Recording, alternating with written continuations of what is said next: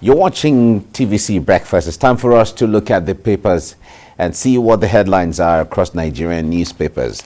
And I have with me to make sense of some of these issues, Tunji Abdulhammed is here. Tunji, good morning. Good morning. Good to see you. Right. And joining us on the panel this morning is a journalist and social commentator, Mike Alewu. It's nice to have you join me. It's my pleasure, sir. Great. Now, let's begin from Vanguard newspaper. Vanguard says, Anambra, it's Soludo. That's the verdict. That's the judgment from the people deciding who the next governor will be, and they have done that. Records landslide victory in Ihiala supplementary poll. Gunmen engaged joint security operatives in a shootout at Ihiala. You know, and all of that. There's so many other riders there. Okay, that's the Vanguard newspaper. From there, let's go to the Nation newspaper. The Nation says Soludo is governor-elect. INEC declares Abga candidate winner of Anambra poll. Soludo is governor-elect. From CBN governor to governor of Anambra State. First news. Anambra, Soludo stamps victory as Ihiala boils. Okay. That's the first news. Still talking of Anambra there. This Nigeria is the next one. E-transmission, direct primaries. Finally, National Assembly gives the nod. Passes conference committee report. PDP kicks against method of internal party election. Okay. We certainly might be talking about this one too if we have the time. All right. News Direct is next. Direct primary, APC tripartite committee faults National Assembly over passage of electoral bill, wants Buhari to withhold presidential assent. APC cannot impose the process on PDP. Kola Logbodion is saying this. All right. This is about direct transmission and, you know, all of that issue regarding the electoral amendment bill.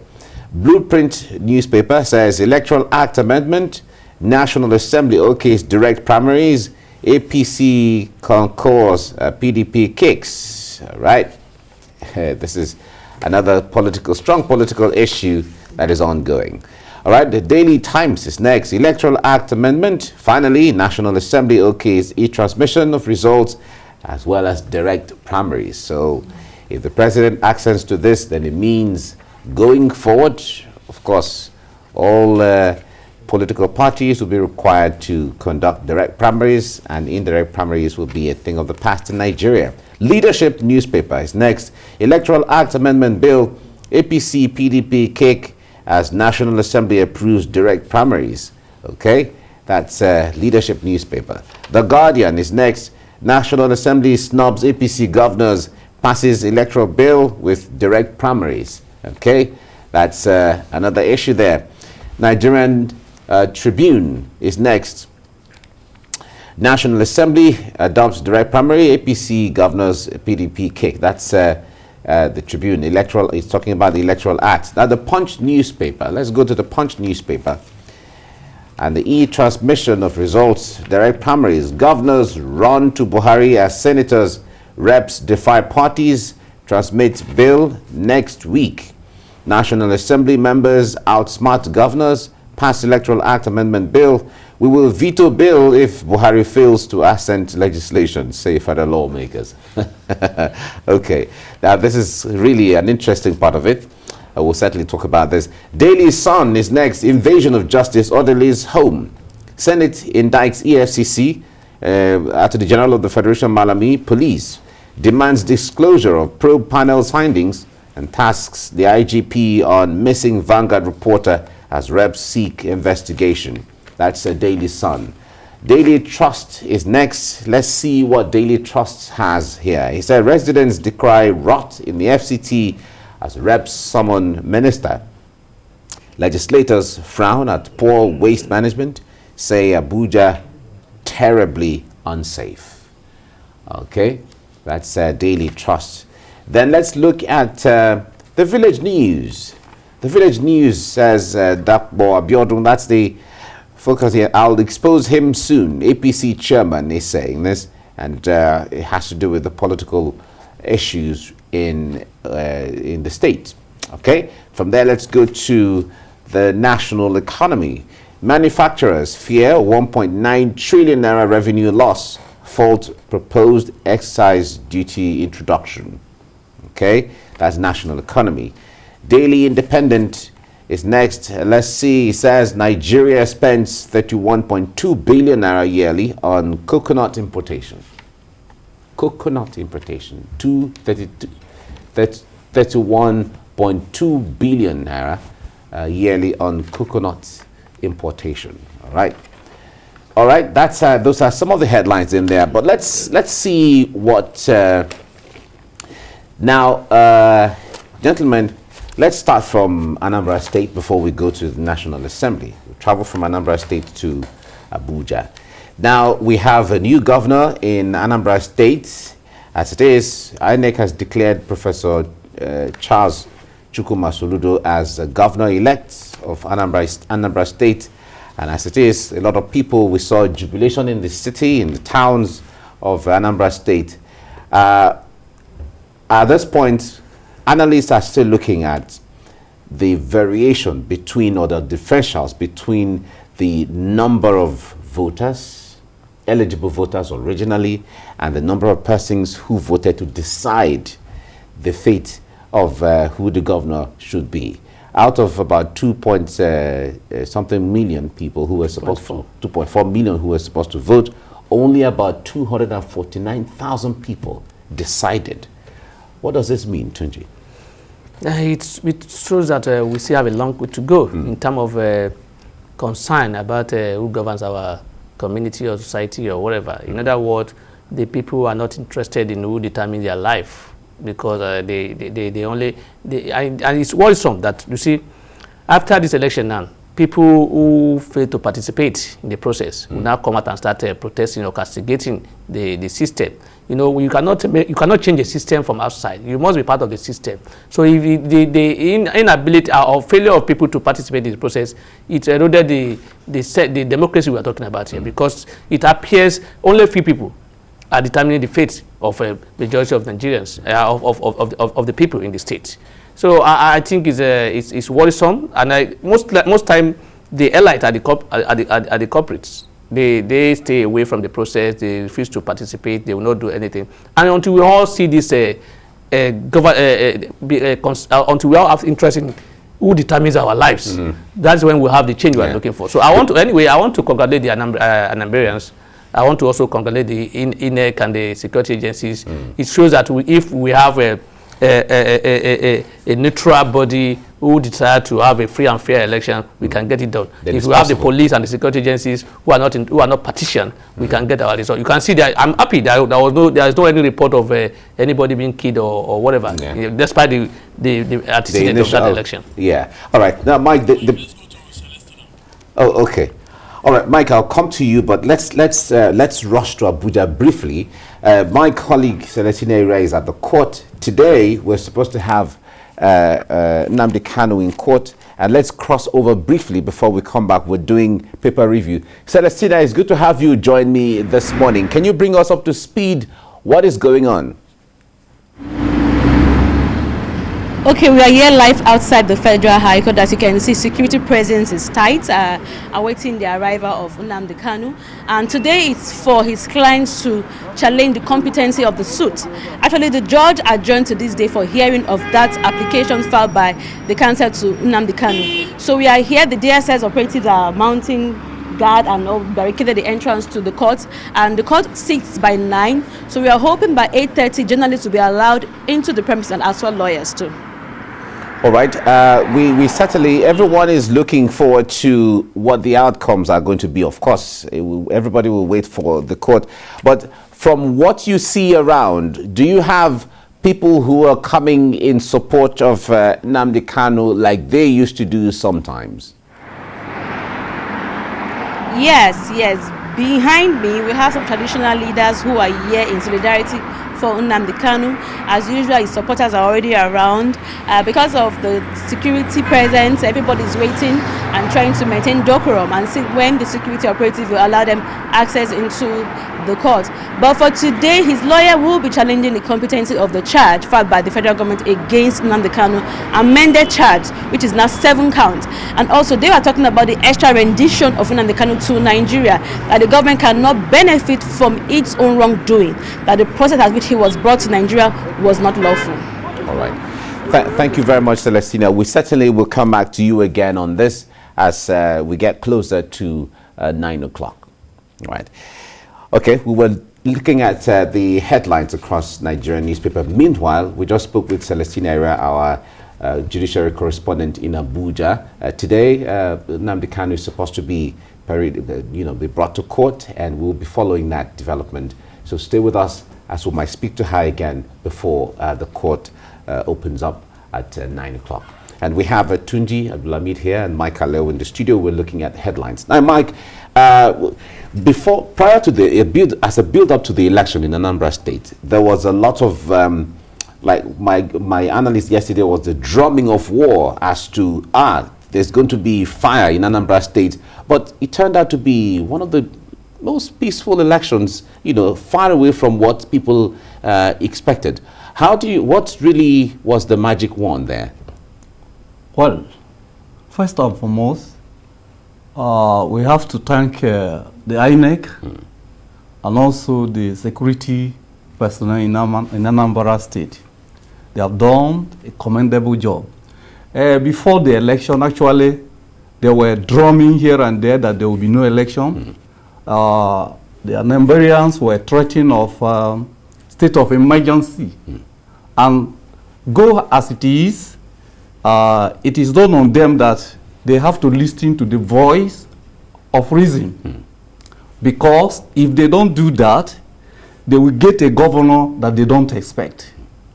And that gives them the foreknowledge that they should go and vote. Though the few went and voted their governor. So the reason for so doing is because they really want to have a governor. All right. Now, now that they have a governor, what challenges do you think are ahead, or what are the things that you think should the governor-elect, when he's sworn into office, what should make his governorship or his administration different for the people of Anambra State? Well, we have to first congratulate the governor-elect. He is a double governor now. He was once a CVA governor and now governor-elect. With what Soludo stands for, with what some of us know him for, when she was in Central Bank, he did some magic. And certainly, he is going to govern Anambra very, very well. And that's the hope. Yes, all right. That is the hope. And we believe, and some of us believe what the credentials is possessed. Because what we saw him doing, or what we saw him done when he was in the Central Bank, is a clear evidence that yes, he is the man for the job. You see that Nigerians did not vote party, they vote the individual, because they know that he is capable, despite the low turnout. If I have the opportunity to vote in Anambra, supposing I'm from that place, I will vote for him as well. All right. Well, that's a perspective. Tunji, the point there is, at times like this, of course, there are high hopes regarding, Professor Soludo was one of the technocrats at the time under former President Olusegun Obasanjo's regime, when they were calling names or roll call of people who were thick behind that administration. He was one of those. And there are high hopes now that he's going to bring a massive transformation of Anambra State. Do you share the same hope? I don't. Okay. Why not? This is Nigeria. In Nigeria, when the current president was coming to power in 2015, there was high hope that thing will change and everything will be in order, because he's a man of integrity, he's a man of this and that. He was a no-nonsense person. And thereafter, what happened? Complaint began. Yeah, what he is different. And what we meant on ground is this and that. I hope he will not come and start giving us excuses that the system is already corrupt and it's bad and it need to. So I will not be surprised. Right.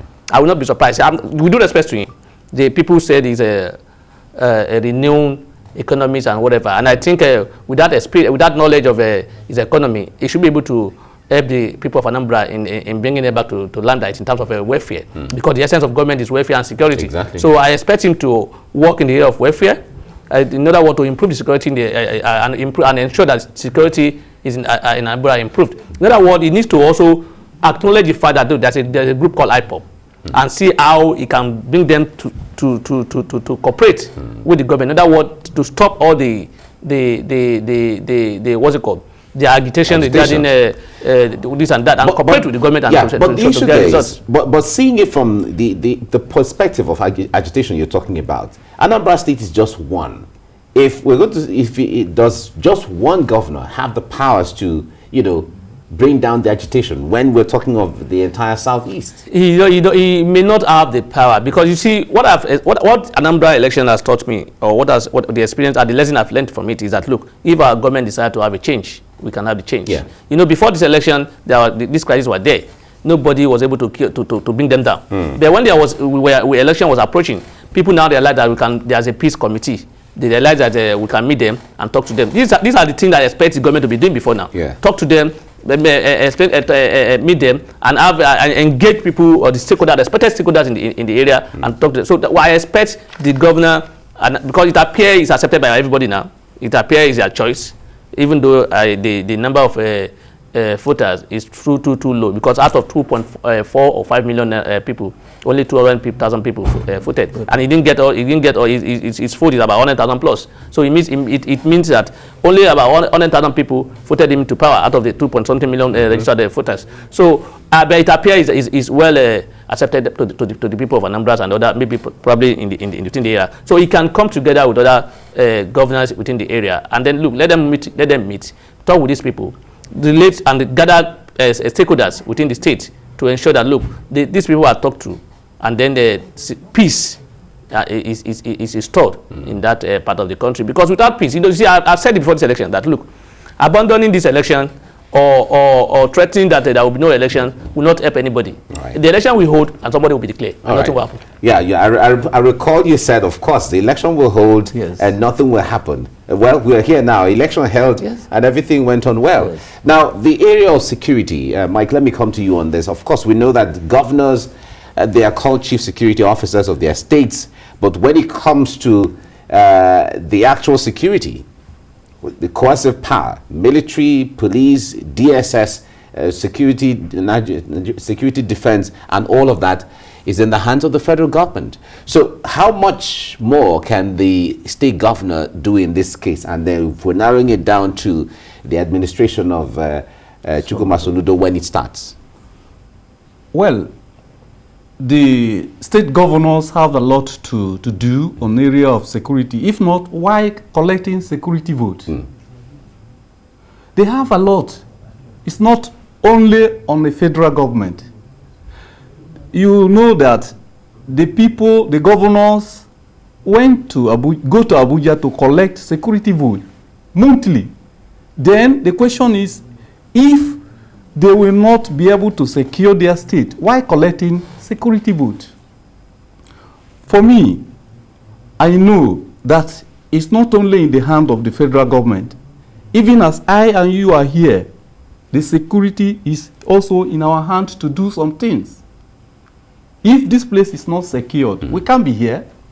And yes, is the federal government that come to do it for you here? No. You put the security apparatus in place here, and we are here talking this morning secured, feel free. So governors have a lot to be done.